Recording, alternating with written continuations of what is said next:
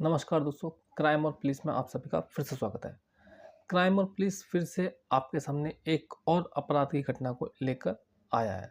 दोस्तों, आज की जो आपराधिक घटना है, ये घटना बंगलुरु की होने जा रही है और इस घटना में एक व्यक्ति ने अपनी पत्नी को, जिसके साथ वो रहता था, जिसके साथ उसने कसमें खाई थी 7 जन्मों के रहने की, उसका मर्डर कर दिया है और उसको बेरहमी से मारकर उसे एक सूटकेस में बंद कर दिया।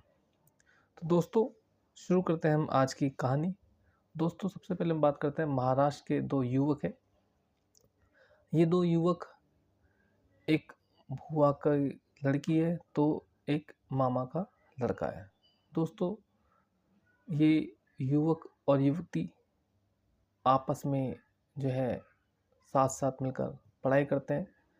एक्चुअली ये जो बुआ की लड़की है, ये मामा के घर पर आती है और पढ़ाई करती है। साथ साथ दोनों रहते हैं। धीरे धीरे दोनों में बातचीत ज़्यादा होने लगती है और बातचीत होते होते कब दोनों को एक दूसरे से प्यार हो जाता है ये पता नहीं लगता।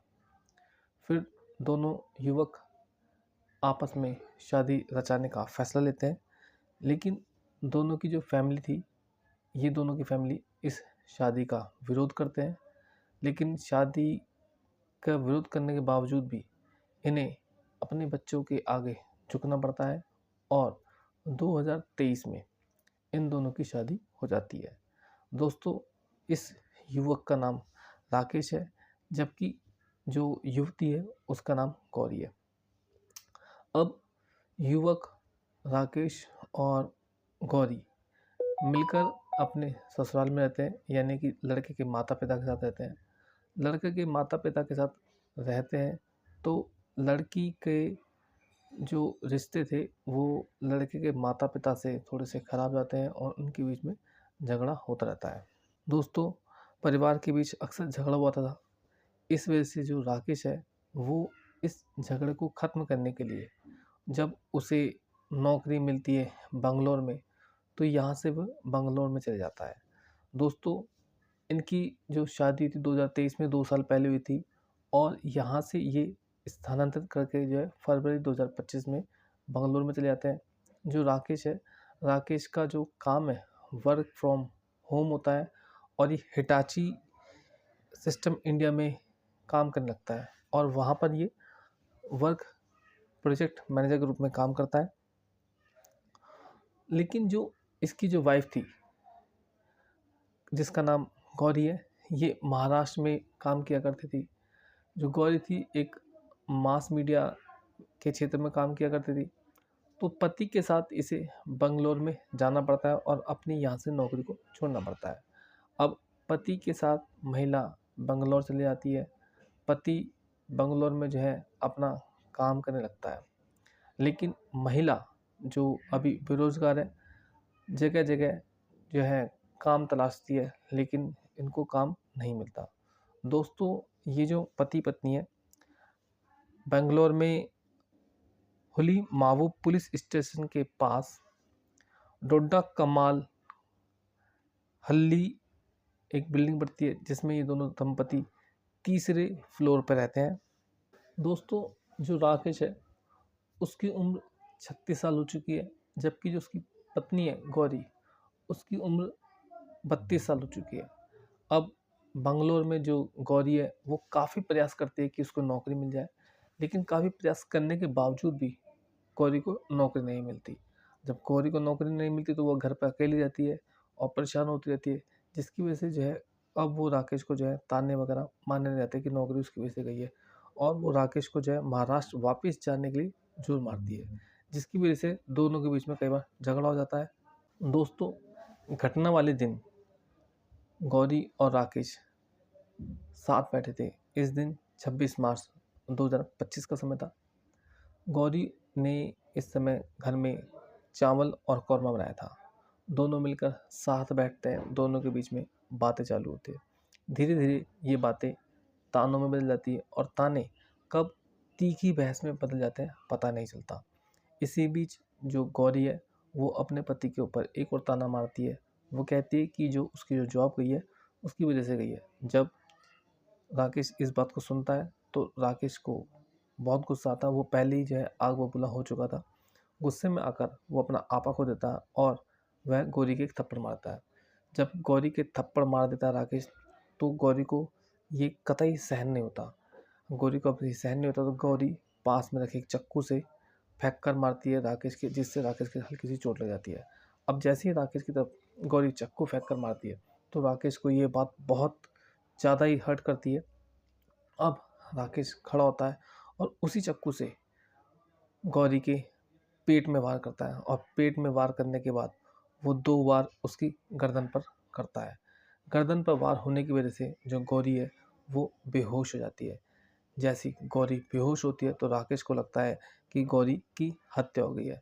अब राकेश गौरी को उठाकर एक सूटकेस में डाल देता है।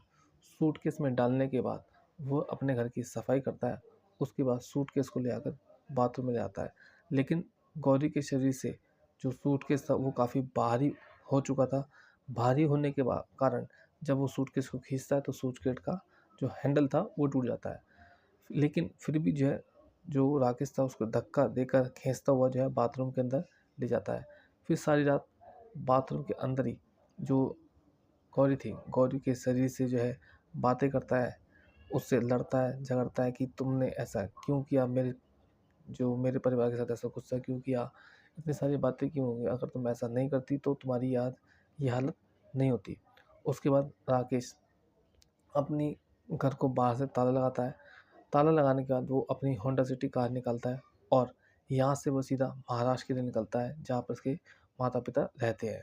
27 मार्च 2025 को गुरुवार के दिन लगभग पौने 1 बजे 12:45 पर जब वो अपने घर से निकलता है तो अपने फ़ोन को स्विच ऑफ करता है। फ़ोन को स्विच ऑफ करने के बाद जब वो पुणे पहुंचता है तो पुणे में जाकर अपने फ़ोन को चालू करता है और लगभग उस समय 4 बजे का टाइम था। तो उस समय जो है ये राकेश जो है गौरी के भाई गणेश अनिल सांबरेकन को फ़ोन करता है और उससे कहता है कि उसने उसकी बहन की हत्या कर दी है और उसका शरीर जो है उसके घर पर मौजूद है। जैसे ही गौरी का भाई ये बात सुनता है वो महाराष्ट्र पुलिस को फ़ोन करता है। महाराष्ट्र पुलिस को फ़ोन करने के बाद महाराष्ट्र की जो पुलिस है वो हुलीमावू पुलिस से संपर्क करती है और वहाँ बताती है कि एक महिला की हत्या हो गई है और ये हत्या जो की गई है ये डोडा कमान हल्ली में तीसरी मंजिल पर की गई है। उसके बाद लगभग शाम 5 से सवा 5 बजे राकेश बिल्डिंग के ग्राउंड फ्लोर पर रहने वाले एक शख्स जिसका नाम प्रभु सिंह है उसे फ़ोन करता है। प्रभु सिंह भी उसी मंजिल पर जो है ग्राउंड फ्लोर पे किराएदार था और उसको वो फ़ोन करता है और वो कहता है कि उसकी जो वाइफ है उसने आत्महत्या कर ली है, प्लीज़ जाकर वो उसे देखे। अब जैसे ही उसके ऊपर जाकर देखता है तो वो उसको फ़ोन पर बताता है कि उसकी हत्या राकेश ने खुद की है और वो यानी कि प्रभु सिंह फ़ोन कर दे पुलिस को और मकान मालिक को और उनको बता दे कि राकेश ने उसकी पत्नी की हत्या कर दी है। अब प्रभु सिंह ने मकान मालिक को फ़ोन किया। जैसे मकान मालिक को इस घटना के बारे में पता लगता है तो मकान मालिक सीधा पुलिस से संपर्क करता और पुलिस को बताता है कि उसके यहाँ पर जो है एक हत्या कर दी गई एक महिला की। उसके बाद पुलिस जो है कुछ समय बाद उस स्थान पर पहुँच जाती है। लेकिन जब पुलिस वहाँ पहुँचती है तो देखते हैं कि बाहर ताला लगा हुआ है। पुलिस ताले को तोड़ती है और घर के अंदर प्रवेश करती है। जब चारों तरफ पुलिस देखती है वहाँ शव नहीं मिलता, लेकिन अंत में जब वो बाथरूम में जाकर देखती है तो बाथरूम में जो है उसको पुलिस को एक सूटकेस मिलता है। सूटकेस देख के पुलिस पहचान जाती है कि जो महिला है, महिला की लाश इसके अंदर होगी।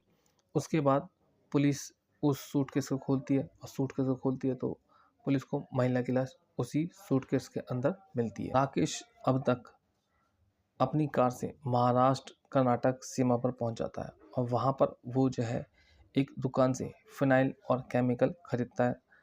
खंबाबाट की घाट होते हुए वो सिरवाल पहुंच जाता है और वहां केमिकल को पीने के लिए एक सड़क पर रुकता है। 28 मार्च 2025 के दिन यानी कि शुक्रवार को महाराष्ट्र में राकेश के फिनाइल पी लिया और इसकी खबर जो है पुलिस को मिलती है। उसने आत्महत्या करने की कोशिश की थी, लेकिन जब वो असफल हो जाता है, फ़िनाइल पी तो लेता है लेकिन जो है वो आत्महत्या नहीं कर पाता, तो पुलिस उसको उससे पहले जो है वहाँ पर धर-दबोच लेती है और पुलिस उसको जो है बेहोशी की हालत में उसे अस्पताल ले जाती है, जहाँ पर उसका इलाज किया जाता है। जो डॉक्टर हैं उसके ऊपर पूरी नज़र बनाए रखते हैं, उसको जो है बचा लेते हैं। फिर बाद में पुलिस द्वारा जो राकेश है, राकेश को जो है न्यायाधीश के सामने पेश किया जाता है। जो हमने आपको खबर सुनाई है, इसका उद्देश्य किसी भी व्यक्ति की भावनाओं को ठेस पहुँचाना नहीं है। हमारा उद्देश्य केवल और केवल आपको जागरूक करना और जानकारी देना है।